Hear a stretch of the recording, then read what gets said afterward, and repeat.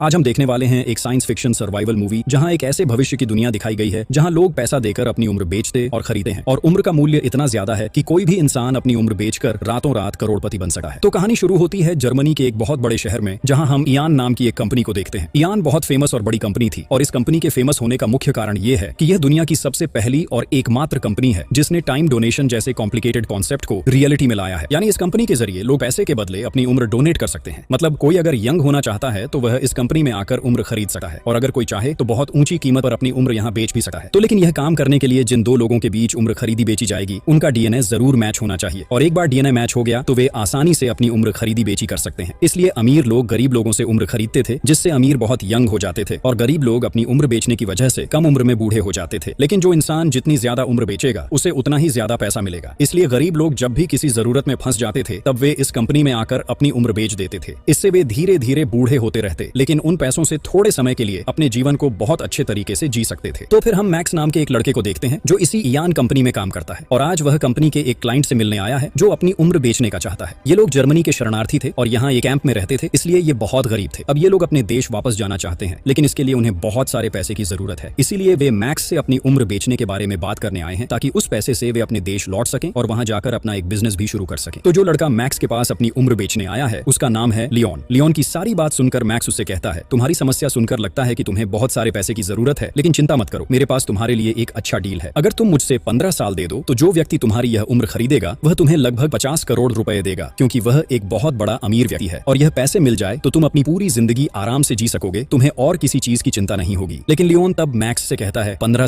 साल तो बहुत ज्यादा हो जाते हैं। मैं तो सोच रहा था कि मैं सिर्फ 3 या 5 साल बेचूं क्योंकि अगर मेरी लाइफ से 15 साल चले गए तो मेरी टीनेज उम्र तो एकदम खत्म हो जाएगी। मैक्स तब लियोन से कहता है, तुम सच में बहुत बेतुके हो, ऐसा मौका कौन मिस करता है। बहुत लोग आते हैं अपनी उम्र बेचने लेकिन उनके डीएनए से मैचिंग कोई नहीं मिलता तो उन्हें वैसे ही वापस जाना पड़ता है। कुछ लोग सिर्फ 2-3 साल ही बेचते हैं क्योंकि जिनके साथ डीएनए मैच करता है वे उतने अमीर नहीं होते। लेकिन तुम जिसको पाओगे ये तुम्हारी किस्मत है कि वह तुम्हारी इतनी सारी उम्र खरीदना चाहता है और 15 साल से कम नहीं लेगा। बस एक बार सोचो लियोन, 50 करोड़ रुपए, सोच सकते हो 50 करोड़ रुपए से क्या क्या कर सकते हो। अपने देश लौट सकते हो, वहां बड़ा बिजनेस कर सकते हो, पैसे होने से सुंदर जीवन संगिनी भी पा सकते हो, साथ ही अपने माता पिता को भी अच्छा रख सकते हो और तुम्हारी जिंदगी बन जाएगी बिल्कुल बिंदास। अब फैसला तुम्हारा है। मैक्स की ये बातें सुनकर लियोन तुरंत ही राजी हो जाता है। मैक्स असल में लोगों को अपने शब्दों के जाल में फंसाने में बहुत एक्सपर्ट है क्योंकि यही उसका काम है कि क्लाइंट्स को समझाकर उनसे उम्र खरीदी जाए। अब लियोन को साइन कराकर वह अपनी कंपनी के एक इवेंट में पहुंचता है और हम इवेंट के बाहर की स्थिति देखते हैं जहां बहुत लोग खड़े होकर विरोध कर रहे थे। असल में ये वो सभी लोग हैं जो उम्र की खरीद फरोख्त के खिलाफ थे। उनके अनुसार यह एक अन्याय है, पैसे के बदले किसी की उम्र लेना कभी सही नहीं है। इससे गरीब लोग पैसे के लिए अपनी जिंदगी बेच देते हैं और अमीर लोग अपनी जिंदगी का और ज्यादा आनंद लेने का समय पाते हैं। यह दुनिया के नियमों के खिलाफ है, इसलिए ये सभी लोग इयान कंपनी के खिलाफ विरोध कर रहे थे। दूसरी तरफ कंपनी के उसी इवेंट में मैक्स को बेस्ट एम्प्लॉय का अवार्ड दिया जाता है क्योंकि मैक्स ने सिर्फ 3 महीनों में लगभग 276 वर्ष की आयु खरीदी जो अब तक किसी ने नहीं की थी। इसके बाद स्टेज पर उनकी कंपनी की सीईओ सोफी आती है और सभी के सामने एक भाषण देती है। सोफी सभी से कहती हैं, हम चाहें तो किसी भी इंसान की मौत को रोक नहीं सकते क्योंकि मृत्यु एक अनिवार्य प्रक्रिया है, लेकिन हम पैसे के जरिए किसी की उम्र बढ़ा सकते हैं और ये टेक्नोलॉजी हमने कई रिसर्च के बाद बनाई है। अब आप लोग एक बार सोचिए, हमारी दुनिया में जो लोग अच्छे काम करते हैं और जिनकी कम उम्र में मौत हो जाती है, अगर उन्हें थोड़ा और समय मिलता तो वे हमारे लिए और कितना कुछ कर सकते थे। सोचिए, जैसे Albert Einstein, Michael Jackson, Nelson Mandela, ये सभी बहुत कम उम्र में चल बसे। लेकिन अगर ऐसा होता कि ये और कई साल जीवित रहते तो हमारे देश और राष्ट्र के लिए कितनी प्रगति होती, सोच सकते हैं। लेकिन उन्हें यह मौका नहीं मिला, इसलिए भले ही हम मौत को रोक न सकें, हम उन सभी लोगों को बचा सकते हैं जो हमारे देश और राष्ट्र का धन है, जिनके द्वारा मानवता का विकास होगा। और इसी लक्ष्य के तहत हमने अपने साइंटिस्ट्स पर एंटी एजिंग प्रोसेस शुरू किया है। हम लगभग 15 लोगों को एक सेल में रखते हैं, यानी उनके शरीर में किसी और की उम्र इंजेक्ट की गई है और पूरी प्रोसेसिंग को कंप्लीट होने में लगभग 2 से 3 दिन लगते हैं। इससे उनकी उम्र काफी बढ़ जाएगी ताकि हमारी कंपनी के ये साइंटिस्ट भविष्य की पीढ़ियों को हमारे जैसे अवसर और सुविधाएं दे सकें और वे भविष्य में और भी बहुत सारी टेक्नोलॉजी विकसित कर सकें। लेकिन हमारी कंपनी गरीब लोगों पर कोई जुल्म नहीं कर रही है क्योंकि वे जब चाहे अपनी उम्र बेच सकते हैं और उन्हें उनकी उम्र के बदले करोड़ों रुपए मिल रहे हैं। इन पैसों से वे घर, गाड़ी और सब कुछ खरीद सकते हैं और चाहे तो आराम से अपनी जिंदगी जी सकते हैं। इसलिए हमारी कंपनी के खिलाफ विरोध करने का कोई सवाल ही नहीं उठता। उम्मीद है कि यह बात सभी समझेंगे। सोफिया यहाँ और कहती हैं, जब हम किसी इंसान के डीएनए के जरिए उम्र की खरीद फरोख्त करते हैं तो उन दोनों लोगों की उम्र प्रोसेसिंग में लगभग 2 से 3 दिन लगते हैं और मुझे उम्मीद है कि हमारी कंपनी आप सभी के साथ मिलकर बहुत आगे बढ़ेगी और मानव इतिहास में महत्वपूर्ण भूमिका निभाएगी। यही कहते हुए सोफिया अपना भाषण खत्म करती हैं। लेकिन इस इवेंट के खत्म होने के थोड़े समय बाद उस सेल में मौजूद 15 साइंटिस्ट्स में से अचानक एक व्यक्ति वहां आ जाता है और वहां मौजूद 15 साइंटिस्ट्स को गोलियों से मार देता है। असल में यह व्यक्ति एडम ग्रुप का मेंबर था और एडम ग्रुप वह ग्रुप है जो इयान कंपनी के खिलाफ था और इवेंट के बाहर विरोध कर रहा था। लेकिन अब एडम ग्रुप एक मिशन पर निकल चुका है। उनका मिशन है इन 15 साइंटिस्ट्स की हत्या करने के बाद वे उन सभी अमीर लोगों को मारेंगे जो पैसों की लालच दिखा दिखाकर गरीब लोगों की जिंदगी के साथ खेल रहे हैं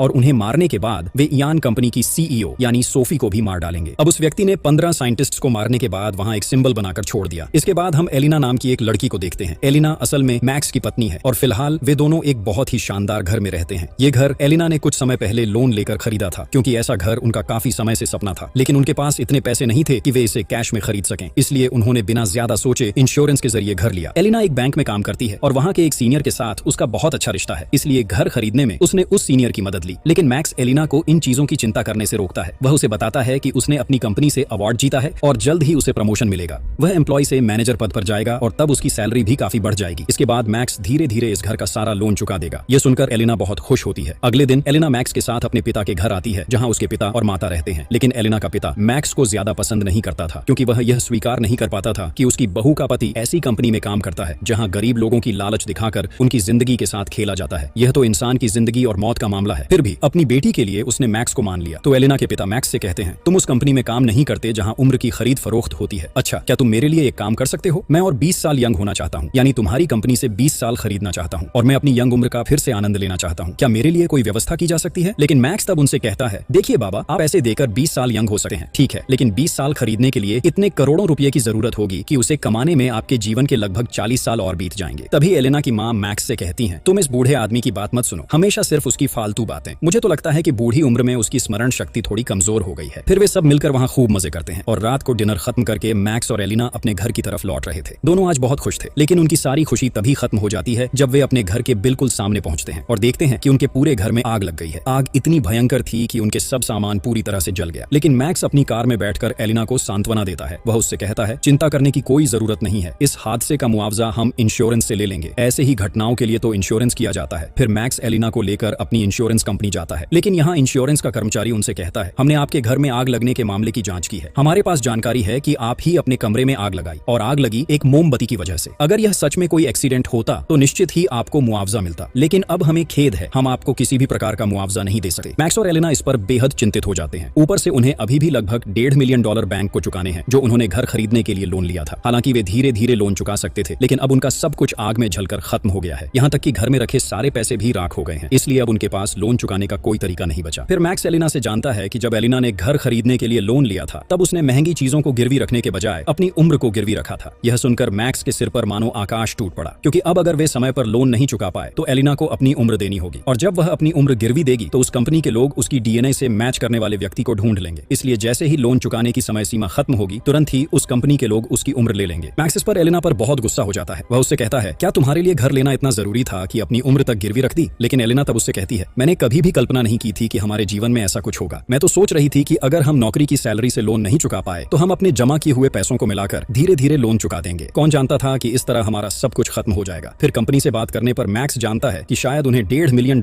चुकाने पड़ेंगे, वरना एलिना की 40 साल की उम्र कंपनी को देनी होगी, क्योंकि एग्रीमेंट में यही लिखा था। हालांकि मैक्स एलिना के लिए बहुत चिंतित था, लेकिन फिर भी उसने एलिना को चिंतित होने से मना किया। वह एलिना को सांत्वना देता है और कहता है कि वह खुद इयान कंपनी में काम करता है, इसलिए वह कंपनी के सीईओ से बात करके कोई न कोई व्यवस्था करवा लेगा। इस बीच एलिना को वहां से ले जाया जाता है, क्योंकि उन्हें खबर मिली थी कि एलिना अपना लोन नहीं चुका पाएगी और एग्रीमेंट के अनुसार उसे अपनी उम्र देनी होगी। इस पर मैक्स बेहद घबराता है, क्योंकि अगर एलिना अपनी 40 साल की उम्र दे देती है तो वह पूरी तरह बूढ़ी हो जाएगी और उसका आधा जीवन ही खत्म हो जाएगा। इसके बाद मैक्स तुरंत अपनी कंपनी की सीईओ सोफी के पास जाता है और कहता है, मैं आपकी कंपनी का एक लॉयल कर्मचारी हूँ। मैं अब तक अपनी जिम्मेदारी पूरी तरह सही तरीके से निभाता रहा हूँ, यहाँ तक कि उस दिन आपने मुझे अवार्ड भी दिया था, लेकिन आज मैं बहुत बड़ी मुसीबत में हूँ। पुलिस ने मेरी पत्नी को उठा लिया है, क्योंकि उसने अपनी उम्र गिरवी रखकर इंश्योरेंस के जरिए घर लिया था, लेकिन आग लगने के कारण हमारा सब कुछ खत्म हो गया। अब बैंक मेरी पत्नी से 40 साल की उम्र लेने की मांग कर रहा है, इसी वजह से पुलिस उसे ले गई है। इसलिए मुझे अब आपकी मदद की जरूरत है। कृपया मुझे $1.5 मिलियन उधार दें। मैं वादा करता हूँ कि आपकी कंपनी में अपनी जिम्मेदारी सही तरीके से निभाऊंगा और पूरा पैसा चुका दूंगा, लेकिन इस $1.5 मिलियन की मदद से मैं अपनी पत्नी की जिंदगी बचा पाऊंगा। ये मेरे लिए बहुत जरूरी है। ये सुनकर सोफी उसे कहती है, तुम और तुम्हारी पत्नी की सभी जानकारी की फाइल मेरे चेंबर में भेज दो। किसी भी तरह की मदद के लिए मैं तुम्हारे साथ हूँ। सोफी की बात सुनकर मैक्स बहुत खुश हो जाता है। इसके बाद हम सोफी को एक मीटिंग में देखते हैं, जहाँ सोफी को छोड़कर सभी लोग यंग थे। यहाँ ये समझ में आता है कि सोफी के अलावा सभी ने अपने डीएनए से मैचिंग व्यक्ति पा लिया था, जिससे वे अपनी उम्र खरीदकर यंग हो पाए। लेकिन सोफी अब भी अकेली थी, जिसने अब तक अपने डीएनए से कोई मैच नहीं पाया, इसलिए वह अभी भी बुजुर्ग रही।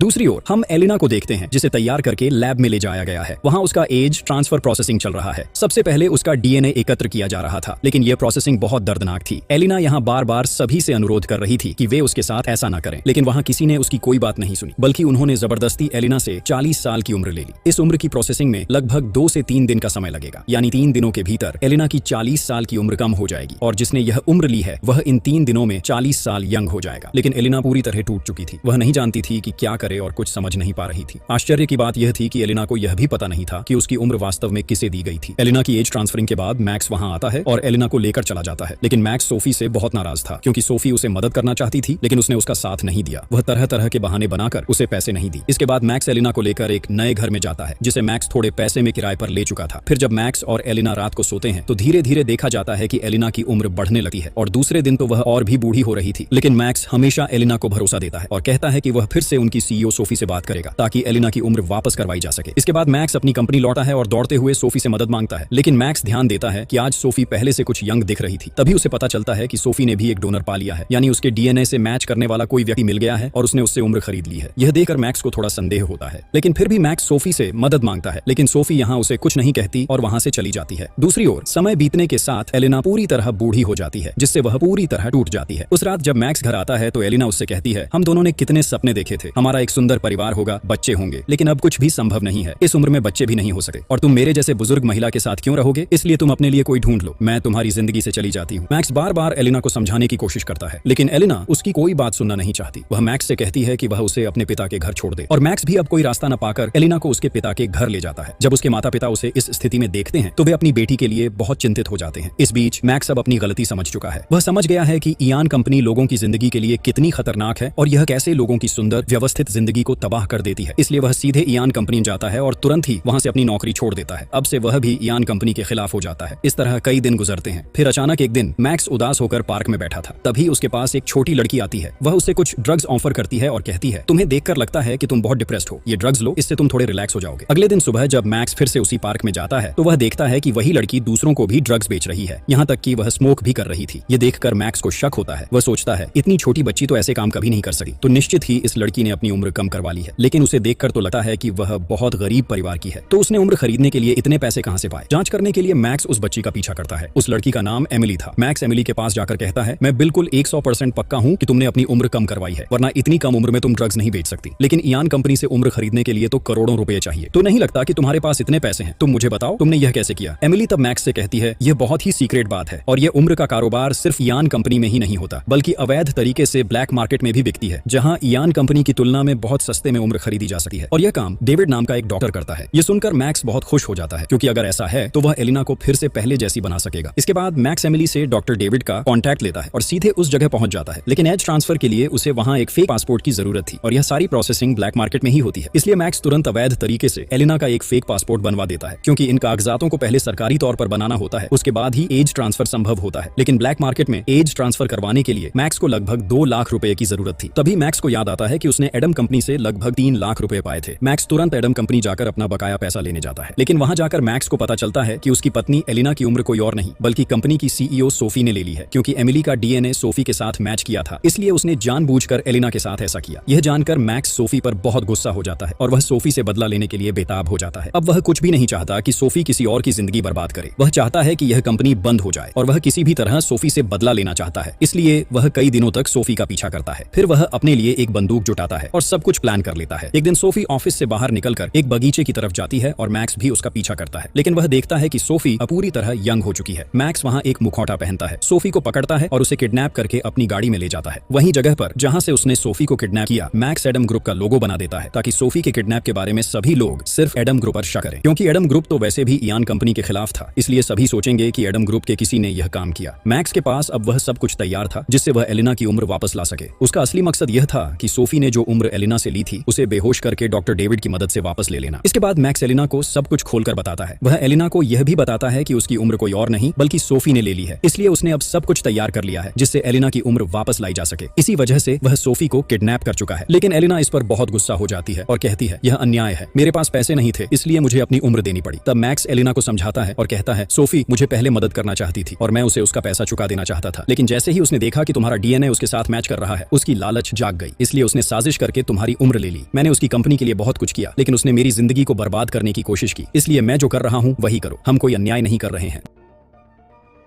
दूसरी ओर जहां सोफी को किडनैप किया गया था, वहां उसकी कंपनी के कई गार्ड पहुंचते हैं। उन्हें वहां एडम ग्रुप का सिंबल दिखाई देता है, लेकिन क्योंकि वे सोफी को नहीं ढूंढ पा रहे थे, इसलिए वे उस गार्डन के सीसीटीवी फुटेज चेक करते हैं। सीसीटीवी फुटेज में वे देखते हैं कि उसी दिन गार्डन के बाहर मैक्स की कार थी, इसलिए निश्चित रूप से मैक्स इस काम में शामिल है। तब सोफी के बॉडीगार्ड्स भी मैक्स को ढूंढने निकल पड़ते हैं, लेकिन वे मैक्स को कहीं नहीं पाते। फिर वे मैक्स की कार का जीपीएस ट्रैक करते हैं। जीपीएस में दिखाई गई लोकेशन के अनुसार वे उस जगह पहुंचते हैं जहां मैक्स ने सोफी को बंधक बनाया था। लेकिन मैक्स पहले ही जान चुका था कि सोफी के गार्ड उसे ढूंढ रहे हैं, इसलिए वह और एलिना अपनी कार लेकर वहां से भाग निकलते हैं। इसलिए गार्ड्स वहां पहुंचकर भी कई खोजबीन के बाद किसी को नहीं पाते। तब वे तुरंत अपने ऑफिस चले जाते हैं और वहां मैक्स और एलिना का फेस डिटेक्शन कर रहे होते हैं। वे पूरे शहर के सीसीटीवी फुटेज एकत्रित करके एलिना की फोटो के साथ फेस डिटेक्शन करते हैं। थोड़े ही समय में वे एलिना को एक जहाज में देख लेते हैं, जो उनके सॉफ्टवेयर में फेस डिटेक्शन में दिखाई देता है। असल में एलिना और मैक्स अब एक जहाज में थे। वे सोफी को लेकर लिथुआनिया नाम के शहर की तरफ जा रहे थे, जहां उन्हें आसानी से कोई पकड़ नहीं पाएगा। और मैक्स पहले ही इस बारे में डॉक्टर डेविड से बात कर चुका था, इसलिए डॉक्टर डेविड भी उस शहर में मौजूद था। फिर वे उस जहाज से लगभग एक दिन का सफर पूरा करते हैं, क्योंकि लिथुआनिया शहर उनके शहर से बहुत दूर था। लगभग लंबी यात्रा के बाद वे जहाज से एक निर्धारित जगह पर पहुंचते हैं। लेकिन जब मैक्स और एलिना जहाज से उतरने ही वाले होते हैं, तो वे दूर से कई पुलिसकर्मी देखते हैं जो जहाज के हर यात्री की जांच कर रहे थे। इससे वे समझ जाते हैं कि ये पुलिसकर्मी कोई और नहीं बल्कि इयान कंपनी के लोग हैं। इस पर वे बहुत डर जाते हैं और समझ नहीं पाते कि अब उन्हें क्या करना चाहिए और यहाँ से कैसे निकलना है। लेकिन तभी वे जहाज में 4 सदस्यों वाला एक परिवार देखते हैं, जिनके 2 छोटे छोटे बच्चे थे। उन्हें देखकर मैक्स के दिमाग में एक आइडिया आता है। मैक्स तब अपने पास मौजूद गन को देखते हुए उन बच्चों की तरफ इशारा करता है और बच्चों के माता पिता से कहता है, अगर आप अपने बच्चों को बचाना चाहते हो तो हमें अपने साथ छुपा कर ले जाओ, और अगर पुलिस हमसे कुछ पूछे तो आत्मविश्वास के साथ झूठ बोलो कि तुमने हमें नहीं देखा, ताकि हम किसी भी हाल में पकड़े न जाएं। मैक्स की बात सुनकर वे दोनों राजी हो जाते हैं। फिर मैक्स सेलिना और सोफी को अपनी कार के डिक्की में छुपाकर किसी तरह पुलिस के चेक पॉइंट को पार कर लेते हैं। इसके बाद जब वे वहां से कुछ दूर चले जाते हैं तो वे अपनी कार एक जगह रोकते हैं। कुछ समय बाद सोफी मैक्स से कहती है कि वे उसे गलत समझकर ले आए हैं। वह असल में सोफी नहीं बल्कि सोफी की बेटी मैरी है, जो अब यंग हो चुकी है, इसलिए सबको वह अपनी माँ जैसी ही दिख रही थी। ये सुनकर मैक्स और एलिना के होश उड़ जाते हैं, क्योंकि उन्होंने सब कुछ इतनी सावधानी से प्लान किया था। अगर ये सोफी नहीं है तो उनका पूरा प्लान फेल हो जाएगा। लेकिन मैरी उन्हें बताती है कि वह भी अपनी माँ के काम के खिलाफ है, क्योंकि इससे गरीब लोगों की जिंदगी बर्बाद हो जाती है। पैसे की लालच में लोग अपनी जिंदगी ही बर्बाद कर देते हैं। लेकिन मैक्स को लगता है कि यह सच में सोफी है और वह बचने के लिए उन्हें झूठ बोल रही है। इसलिए वे सोफी को लेकर वहां से एक सुनसान जगह पर चले जाते हैं, जहां आसपास ज्यादा लोग नहीं थे। वहां वे आश्रय लेते हैं। रात के समय सोफी फ्रेश होने के लिए नहा रही होती है, लेकिन बाहर खड़े मैक्स उसे पहरा दे रहे होते हैं। थोड़ी ही देर बाद सोफी अचानक मैक्स के सिर पर घर गिराकर उसे नीचे फेंक देती है और किसी तरह मैक्स का फोन पकड़कर वहां से भाग जाती है। भागते भागते वह जंगल के बीचों बीच पहुंच जाती है और इयान कंपनी को फोन करने ही वाली थी, लेकिन तभी वह वहां के एक नाले में गिर जाती है। उसका फोन भी हाथ से छूटकर गिर जाता है, जिससे वह अब कंपनी को कॉल नहीं कर पाती। लेकिन वह वहां नाले में पूरी तरह डूबने ही वाली थी, इसलिए वह चिल्लाने लगी और मदद मांगने लगी। उसकी चिल्लाहट सुनकर तुरंत एलिना वहां पहुंचती है और उसे नाले से बाहर खींच लेती है। इसके बाद वह फिर एलिना के साथ उसी घर वापस जाती है। वह फिर से साफ होने के लिए नहाने जाती है, लेकिन इस बार उसे मैक्स नहीं बल्कि एलिना सामने से पहरा दे रही होती है। जब लड़की वहां नहा रही होती है तो एलिना उसे ध्यान से देखती है। वह नोटिस करती है कि लड़की के शरीर पर ऑपरेशन के कोई निशान नहीं है, जो कि एज ट्रांसफर के कारण बनते हैं। इसका मतलब है कि लड़की सच में सच बोल रही है कि वह सोफी की बेटी मैरी है। अगर वह सच में सोफी होती तो उसके शरीर पर ऑपरेशन के निशान होते। इसके बाद एलिना यह बात मैक्स को बताती है कि जिसे उन्होंने उठाया है वह असल में सोफी नहीं बल्कि उसकी बेटी मैरी है। लेकिन यह जानकर मैक्स पूरी तरह टूट जाता है, क्योंकि उनका पूरा प्लान फेल हो गया है। लेकिन एलिना उसे सांत्वना देती है। मैक्स एलिना से कहता है, मुझे इससे कोई फर्क नहीं पड़ता कि वह सोफी है या मैरी, और अगर वह सच में सोफी की बेटी मैरी है तो उसका डीएनए सोफी के साथ मैच करेगा। इसका मतलब तुम्हारे साथ भी मैच करेगा, इसलिए हमारी इतनी टेंशन की कोई बात नहीं है। सोफी का बदला हम उसकी बेटी से लेंगे और उसकी बेटी से तुम्हारा बायस वापस लेंगे। लेकिन एलिना इसके लिए राजी नहीं थी, क्योंकि मैरी अब एक यंग लड़की है और अगर वह उसकी से बायस लेगी तो मैरी अपनी जिंदगी का आनंद नहीं ले पाएगी, और इतना बड़ा अन्याय एलिना नहीं करना चाहती थी। लेकिन मैक्स तब एलिना से कहता है, तुम इतनी चिंता क्यों कर रही हो, हम सिर्फ मैरी से बायस लेंगे, और अगर सोफी अपनी बेटी से प्यार करती है तो वह अपनी बेटी से बायस देगी। इससे हमारी भी झंझट खत्म हो जाएगी और उनकी भी। मैक्स एलिना से बेहद प्यार करता है, इसलिए वह किसी भी हालत में एलिना की जिंदगी बर्बाद नहीं होने देगा। फिर रात के समय वे मैरी को वहीं बांध कर रखते हैं, और जब वे पूरी तरह गहरी नींद में थे तभी उनके कमरे में कुछ लोग बंदूक लेकर आते हैं। मैक्स और एलिना बेहद डर जाते हैं, क्योंकि उन्हें लगता है कि ये लोग शायद सोफी के हैं। लेकिन थोड़ी ही देर में वे समझ जाते हैं कि नहीं, ये लोग सोफी के नहीं बल्कि एडम ग्रुप के सदस्य हैं, जो कि इयान कंपनी के खिलाफ थे। तो उनके एडम ग्रुप का लीडर लिलित था। लिलित मैक्स से कहता है कि उन्हें खबर मिली है कि मैक्स अब इयान कंपनी के खिलाफ है, इसलिए वे उसे ढूंढते ढूंढते यहाँ आए हैं। क्योंकि मैक्स ने इयान कंपनी में काम किया है, इसलिए शायद वह कंपनी के कई गुप्त रहस्यों के बारे में जानता है जो उनके मिशन के लिए काम आ सकते हैं। फिर लिलित मैक्स मैक्स को बताता है कि कुछ दिन पहले उनके घर में जो भयंकर आग लगी थी वह किसी और ने नहीं बल्कि सोफी ने लगाई थी, क्योंकि सोफी को पता था कि एलिना ने अपना बायस गिरवी रखकर घर लिया था। अगर सोफी सब कुछ जला देगी तो एलिना पूरी तरह कर्ज में डूब जाएगी और उसे मजबूरन अपना बायस देना पड़ेगा। और सोफी पहले से जानती थी कि एलिना ही एकमात्र व्यक्ति है जिसका डीएनए उसके साथ मैच करेगा। इसी उद्देश्य से सोफी ने एलिनाओं के घर में आग लगाई थी। फिर लिलिथ एलिना को एक मौका देता है और कहता है कि अगर वह चाहे तो मैरी को मारकर सोफी से बदला ले सकती है, लेकिन एलिना ऐसा कभी नहीं करेगी। वहीं कल रात मैरी के हाथ से जो मोबाइल नाले में गिरा था उसी मोबाइल से इयान कंपनी में कॉल चला गया, जिससे उन्होंने उस नंबर का लोकेशन ट्रैक किया और सब मिलकर उसी जगह पहुंच गए। थोड़ी ही देर में वे वहां पहुंच भी जाते हैं। फिर सोफी के सारे गार्ड चारों तरफ से उन्हें घेर लेते हैं, लेकिन लिलिथ मैक्स से कहता है बिल्कुल डरना मत, बाहर जाओ और उन्हें कहो कि अगर वे उल्टा सीधा कुछ करेंगे तो मैरी हमारे हाथ में है, इसलिए उन्हें सोफी को अंदर भेजना होगा और इसके बदले हम मैरी को भेज देंगे। तो मैक्स भी लिलिथ की बात मानकर ऐसा ही करता है, लेकिन उन गार्डों में जो लीडर था उसने मैक्स की ओर गन तान दी, लेकिन उसने गोली मैक्स पर नहीं बल्कि सोफी पर चलाई। दरअसल वह भी एडम ग्रुप का ही आदमी था और वह एक जासूस बनकर इतने समय तक इयान कंपनी में काम कर रहा था। लेकिन गार्ड की इस हरकत से वहां दोनों पक्षों के बीच लड़ाई शुरू हो गई और इस मौके का फायदा उठाकर मैक्स अंदर घुसकर वहां से भाग जाता है। वहीं एडम ग्रुप और इयान कंपनी के बीच भीषण गोलाबारी चल रही थी। इसके चलते एक समय पर एडम ग्रुप की लीडर लिलिथ मर जाती है और इयान कंपनी धीरे धीरे एडम ग्रुप के सभी सदस्यों को मार रही थी। इस बीच सोफी भी गोली लग चुकी थी। वहीं मैक्स अंदर जाकर एलिना और मैरी को लेकर उनकी कार में चढ़ जाता है और वे वहां से भाग निकलते हैं। लेकिन अचानक मैक्स को मैरी के लिए बहुत बुरा लगता है, क्योंकि मैरी ने कोई गलती नहीं की थी, गलती उसकी माँ की थी। इसलिए मैक्स एलिना से कहता है हम सोफी के लिए मैरी को सजा नहीं देंगे, उसकी कोई गलती नहीं है, मैंने अपनी गलती समझ ली है एलिना, हम मैरी को कोई नुकसान नहीं पहुंचाएंगे। लेकिन मैक्स की बात सुनकर अब एलिना बदल जाती है। अब वह मैरी के जरिए अपनी उम्र कम करना चाहती है। वह ऐसी बुजुर्ग जीवन नहीं चाहती। एलिना शुरू से ही यंग होना चाहती थी, लेकिन मैक्स के सामने वह अच्छे इंसान बनने का नाटक करती थी और अब वह अपने असली रूप में आ गई है। लेकिन मैक्स बार बार उसे समझाने की कोशिश करता है और कहता है कि वे किसी और तरीके से उसकी उम्र वापस करेंगे, लेकिन इस बार एलिना उसकी कोई बात सुनना ही नहीं चाहती। जब मैक्स बार बार उसे रोकता है तो एलिना एक चाकू निकालकर उसे ब्लैकमेल करती है और गाड़ी से उतार देती है। इसके बाद वह मैरी को लेकर सीधे डॉक्टर डेविड के पास चली जाती है। कुछ ही समय में वे वहां पहुंच जाते हैं। यह जगह एक रेगिस्तानी इलाके जैसी थी, जहां लोगों से दूर एक कैंप बनाया गया था। यहीं अवैध रूप से ऑपरेशन करके कम पैसे में लोगों की उम्र ट्रांसफर की जाती है। एलिना वहां पहुंचकर तुरंत मैरी के साथ अपना एज ट्रांसफर कर देती है। इसके बाद दोनों किसी तरह अपने अपने घर पहुंच जाते हैं। फिर देखा जाता है कि कल सोफी को गोली लगने के बावजूद उसे कुछ नहीं हुआ, क्योंकि उसने बुलेट प्रूफ जैकेट पहन रखा था। दूसरी ओर समय गुजरने के साथ मैरी धीरे धीरे उम्रदराज हो रही थी, ठीक वैसे ही जैसे एलिना के साथ हुआ था। इस बीच मैरी धीरे धीरे टूट रही थी, लेकिन उसकी माँ उसे जाकर सांत्वना देती है। इसके बाद मैरी अपनी माँ से कहती है, माँ तुम्हारा और मेरा डीएनए तो बिल्कुल सेम है, तुम मुझे अपनी उम्र दे दो तो मैं पूरी तरह ठीक हो जाऊंगी, क्योंकि तुम्हारी वजह से ही मेरी ये स्थिति हुई है। अगर तुम षड्यंत्र करके एलिना के साथ ऐसा नहीं करती तो आज ये सारे घटनाएं नहीं होती। तुम तो अपने पूरे लाइफ को एंजॉय कर चुकी हो और मेरी लाइफ तो अभी शुरू ही हुई है, इसलिए तुम मुझे मेरी हका की उम्र दे दो। लेकिन सोफी बहुत स्वार्थी इंसान थी। उसने मैरी को सांत्वना देते हुए कहा कि वह उसके लिए नया डोनर ढूंढेगी, लेकिन वह अपनी खुद की उम्र कभी मैरी को नहीं देगी, क्योंकि वह अपनी कंपनी को और आगे ले जाना चाहती थी, जो कि बुजुर्ग होकर कभी संभव नहीं होता। मैरी तब अपनी माँ की बात मान गई और किसी नए डोनर का इंतजार करने लगी। इस घटना के लगभग 1 साल बाद हम एलिना को देखते हैं, जो फिर से पहले जैसी यंग हो गई थी, लेकिन उसका हस्बैंड अब मैक्स नहीं था। एलिना ने मैक्स को छोड़कर एक अमीर व्यक्ति से शादी कर ली और अब वे दोनों बहुत खुशहाल जीवन जी रहे थे। दूसरी तरफ मैक्स अब अपनी तरह से जीना सीख चुका था, लेकिन वह अब भी एडम ग्रुप के साथ जुड़ा हुआ था और वह अब एडम ग्रुप का लीडर बन चुका था। वे अब एक नया मिशन शुरू कर चुके थे, जिसका मकसद था कि जो भी लोग उम्र खरीदेंगे उन्हें मारना, साथ ही जो लोग पहले अपनी उम्र बेच चुके थे उन्हें भी खोज खोज कर खत्म करना, ताकि हर जगह डर फैल जाए। इसके चलते लोग डर के मारे अपनी उम्र कभी न बेचने का फैसला करेंगे और मजबूरी में इयान कंपनी भी बंद हो जाएगी। लेकिन इस मिशन के पीछे एक और बात थी, क्योंकि उम्र की खरीद फरोख्त में एलिना भी शामिल थी, इसलिए मैक्स शायद बदला लेने के लिए उसे भी मार सकता था, लेकिन यह पक्का नहीं कहा जा सकता। इसके बाद मैक्स अपने पूरे टीम के साथ नए मिशन के लिए निकल पड़ा।